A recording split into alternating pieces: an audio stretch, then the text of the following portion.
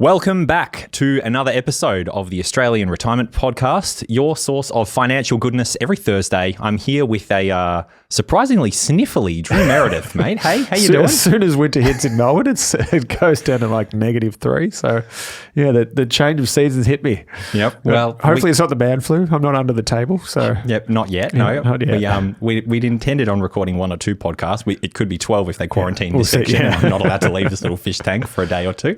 So, just hold your energy as best you can, mate. But we've got lots and lots of stuff to get through. I mean, the obvious thing is that we've had an election, and as a result, we now have real clarity around some of the super changes, what's likely to happen. So today, we're going to talk all about that. Can I just say, I've never been less motivated this election in terms of it was the most uninspiring two-party race I've ever been a part of. They made it really hard to vote too. Everywhere I went, it's like there's less sites now to vote. I'm not sure. Maybe we shouldn't be talking about the political process, but it was like someone out the front kept saying it's going to be 2 hours. I'm like, 2 hours? All right, I'll come back. Like if you don't have to do it, but people are waiting in line for 2 hours. If you don't have to do it, go back later on. Yeah, go at like 4:45 or something. My wife's amazing at the postal votes. Thank goodness. Oh, And I'll travel. I'll never go back every time. That's right.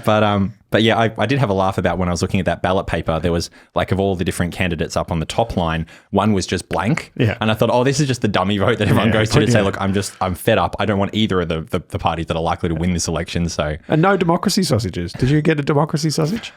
No, because you can't when you're postal voting. Yeah. You can make your own. Yeah, it's not the same. We know it's not. There the was same. None.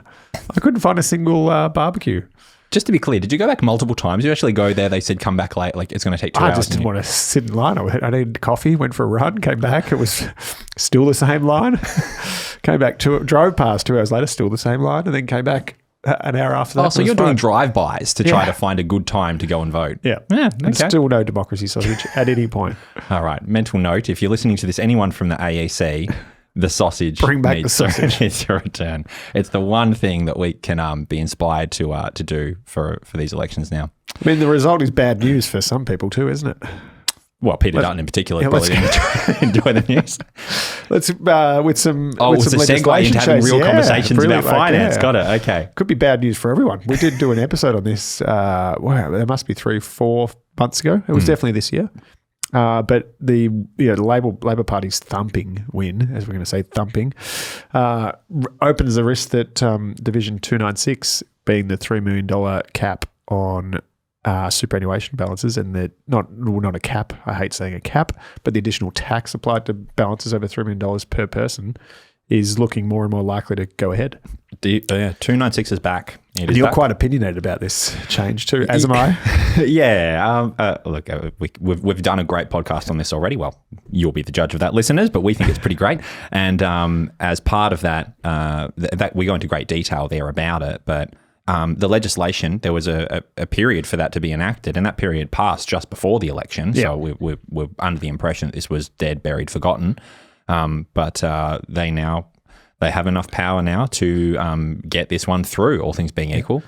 There's actually some pressure from the Greens to take this from a $3 million cap down to a $2 million cap. Yeah, and which still is unrealised capital gains. Which again, listen to the podcast if you want to hear what I would consider to be a measured rant on the idea of unrealised gains. But yeah, this is going to be a real consideration for a lot of Australians, and not just today, but also moving forward as your account balance grows, because again, it's unindexed. And I think it's important to keep in mind that this hasn't been legislated yet. So there was an email going around, I think it's been touched on by The Age, by multiple publications, that said there were a whole heap of changes coming from 1 June, which itself seemed a little bit strange. We work on a financial, like a 1 July, 30 June calendar year. So why something would change on 1 June? But there was a scam that went around in the last few weeks when this goes to air that was talking about an increase to the preservation age. I won't put the detail because it would just scaremonger. A cap on how much you can take out of your superannuation, and then a bonus if you left money in super for longer. And this a complete scam. Had USA in the website, but .org.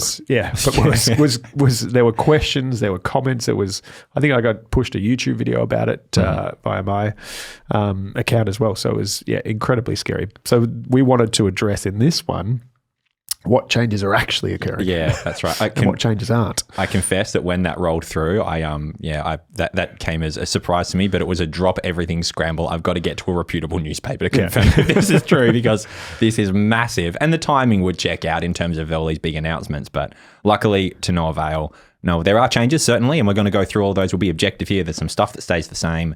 So let's do our best to punch through this stuff and give as much value as we can. Mate, let's kick off. Can we talk about contribution limits, please? So the key here is that they will not be changing from 1 July. They haven't been indexed yet, but there's every chance they will from 1 July 2025. There's every chance they will be from 1 July 2026 as inflation keeps ticking along over 2%. So all the caps, or most of the caps, not the marginal tax rate caps, as we're well aware, are not indexed to inflation, but most of the superannuation caps are. So in this case, your concessional contribution, so your tax deductible, pre-tax, salary sacrifice, super guarantee, still $30,000 from 1 July forward, and your non-concessional contributions per person still set at always 4 times that at $120,000, meaning you can use the bring forward and make up to $360,000, all things considered, and if you haven't used that before as well.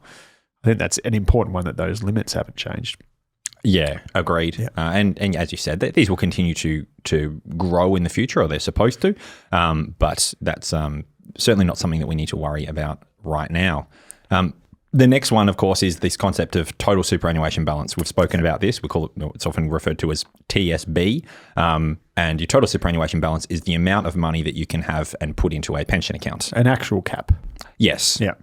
Now, that amount was previously 1.9 million in the years gone by when it started. 1 July 2017, was it 2017? Yep. It was super. It was supposed to make it super simpler. It was originally 1.6 mil, and the promise was that it would be indexed. I must confess that when I saw that promise, I thought, oh, yeah, here we go. Good luck. We'll see if it does get indexed. But hey, true, for the first 8 years, that's what's happened. And so gradually 1.6 mil has gone to 1.7, 1.8, 1.9, and then critically from 1 July 2025, as you said, that total balance will go up to 2. Now, this is important in particular for those who have, in most cases, who have not started a pension yet, right? So would you mind explaining, like if you had close to 2 mil coming up to 30 June, or perhaps beyond 2 mil, and you're looking at starting a pension, in some cases, you might actually be better holding off and waiting until the 1st of July 2025. Could you speak to that? Yeah, I think the key, and there's 2 caps that this applies to. So the total super balance, which determines whether you can continue to make non-concessional contributions and similar things to superannuation, and your accessibility to other things. And the transfer balance cap, which is how much you can transfer of your balance into your pension account. So I think the key here is that for people who have already had commenced pensions in previous years and financial years, you're not just going to get access to the exact $2 million cap. It will be personalised to each person. So it's incredibly important that you go through my number one tip for 2025. Log into your MyGov account. So it's important that you go back to MyGov. But I think one key here is if you're considering starting a pension this financial year and you have a balance in excess of 1.9 at least, if you have not crystallised that pension yet, you may be able to get an extra $100,000 into your pension account, and hence $100,000 and all the earnings on that $100,000 would also become tax-free if you just wait, what is it now, 6-7 weeks? Maybe I won't say because you completely ruined when this is going to run. But just waiting for that short period of time, and this is one of those areas where advisors can be incredibly proactive, because I think so often we think, we need to get a pension, we need to start that pension, let's do it now. But you can miss out on a pretty significant tax saving if you just hold off until the $2 million cap rolls over next year. Yes. And it won't necessarily impact on your income if you haven't retired yet. Agreed. And that's one incredibly important key to keep in mind.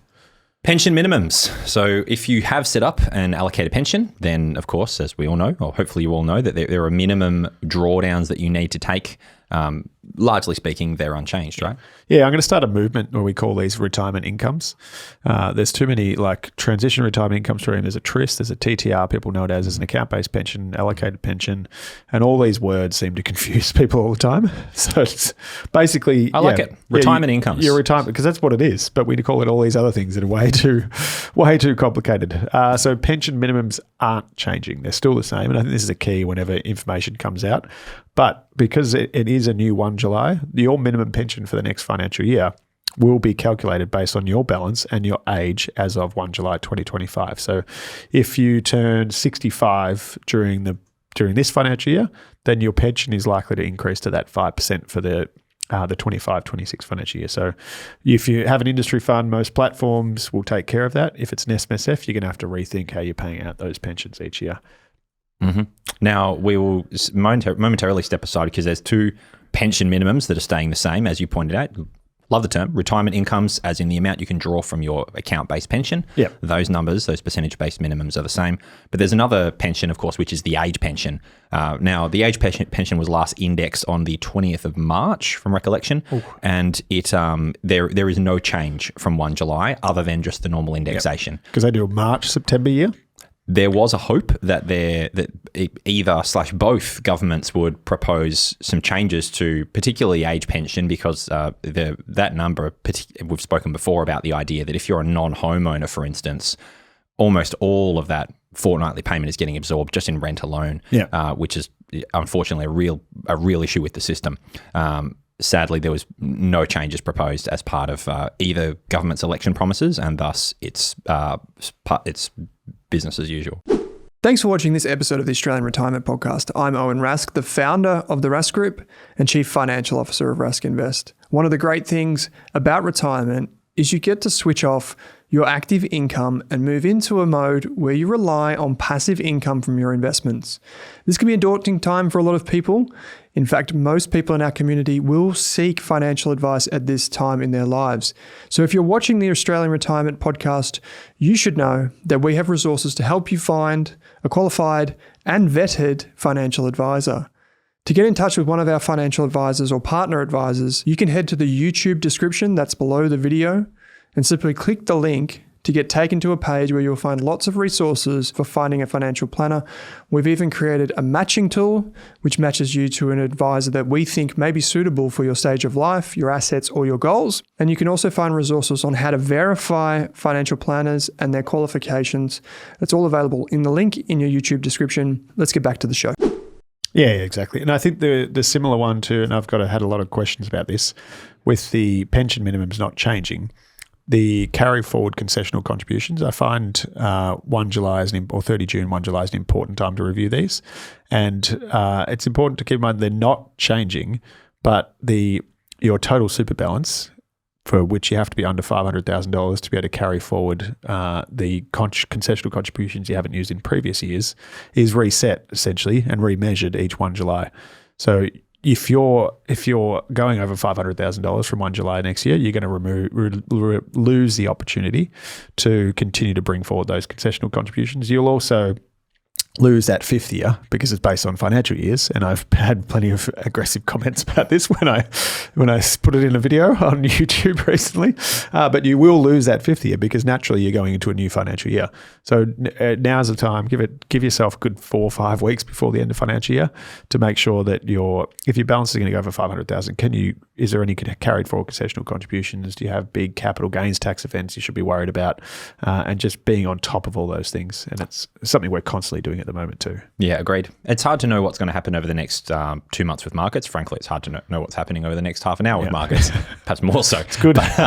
But we're also in a very unique situation this financial year in that there is a real possibility that your balance might be lower than it was. You might have exceeded $500,000 throughout the year, and then as at 30 June, on that end of close of business 30 June, your balance is marginally below 500K. And if that were the case, well, then you once again have the ability to contribute and utilize those carry forward concessional contributions or those catch-up concessionals. I saw a very interesting case a couple of years ago where someone wanted to utilize these. They were approaching the 30th of June and they were very, very, very close to 500K. So they sought to sell out of all their positions and move into cash because that would keep the balance below, they hoped below 500. Unfortunately, what happened is when they sold out and moved to cash, just due to market movement, they were at like 501 in cash. And you'll laugh, this is brilliant. They were then looking for an insurance product that they could fund through their superannuation with a premium of at least $1,838 or whatever the number was to get them below 500K. So that, and like how quickly can we get an insurance contract accrued in interest force? Probably had to be included as well. So specifically so that we could get to that number where we're below 500. So that was just the point is that if you're very, very close to 500, either learn it very, very well or get some advice as quickly as possible about what you can do, assuming there's space, because this odds on, once you go above 500 in any given financial year, it's rare that you'll be able to have any more opportunities to utilize those catch-up concessional contributions. Yeah, for sure. And then the last one we had was that the superannuation guarantee, probably less relevant, I think is increasing from 11.5% to 12% from 1 July 2025. So that's anyone that's still in work, you'll be getting an extra 0.5% in superannuation. And the plan, correct me if I'm wrong, is eventually to get this to 12.5. That's the target that we're aiming for. I believe so. From memory, I think the Liberal Party or the coalition had talked about bringing it back to 9% at various points. But I understand, I think the cap will cap out at 12.5 as it currently stands. No, actually, I'm 12. looking at this. It is 12. So we will be we're up at the cap. And will be the same in Australia as they will in Norfolk Island, also increasing. Thank goodness. So shout out to all of those Norfolk Islanders out there who are listening intently to this podcast. Yeah. Or not getting left out like Trump did.